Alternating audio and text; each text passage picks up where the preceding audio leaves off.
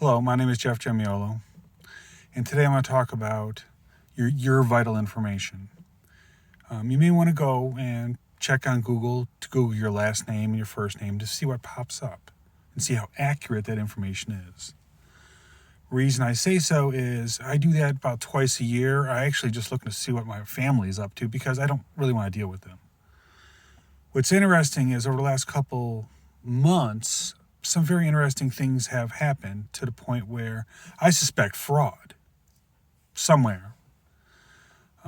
Whether it be my family or whether it be outsiders, there's definitely some corrupt and fraudulent things going on.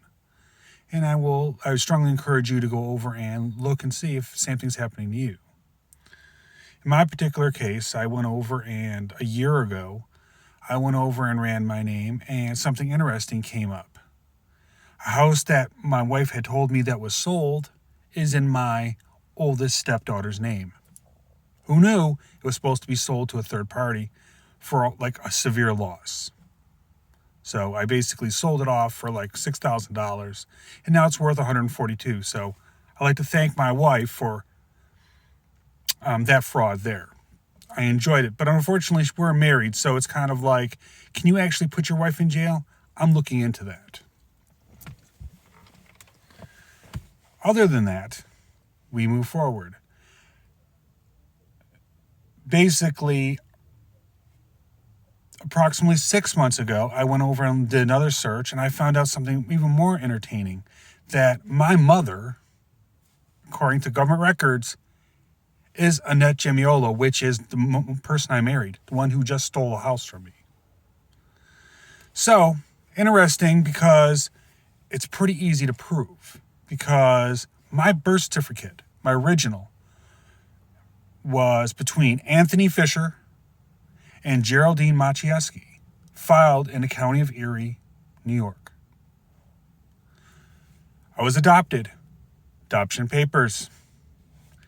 I got a new birth certificate from Frank Gemiolo and Geraldine Maciejewski. Interesting how that's on file, Erie County.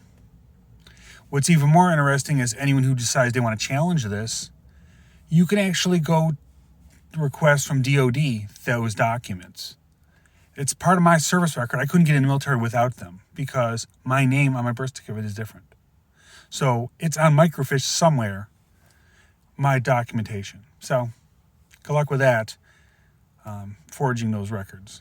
But either way, it's very interesting how my mother magically changed, which seems kind of odd that last time I looked, unless you have a birth certificate, a new birth certificate, your name wouldn't change. What's even actually scarier is Annette's age is actually 4 years older than me. So I married my mother, I guess, clearly.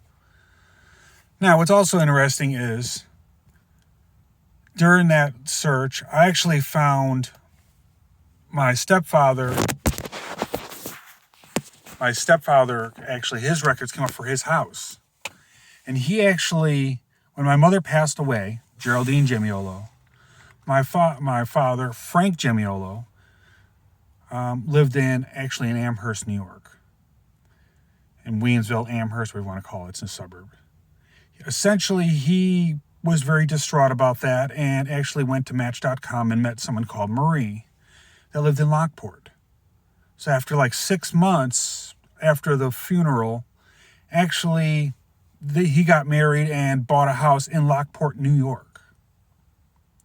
So I was surprised to find out that 6 months ago, my dead mother owns a house in Lockport. When the whole purpose behind that literally was she died. That's why he was there. So I don't know. He's dead too. But it seems very interesting how magically administrative errors keep happening with things. And I really do believe that the government should look into that. Because I'll be honest with you, it's entertaining. Because if you can't trust your government records, why do you have a government?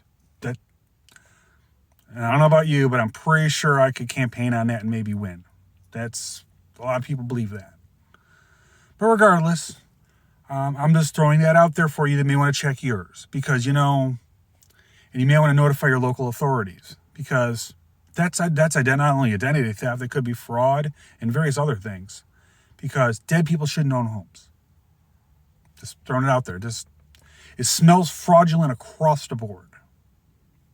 So, thank you for listening and have a great day. And Akita says hello.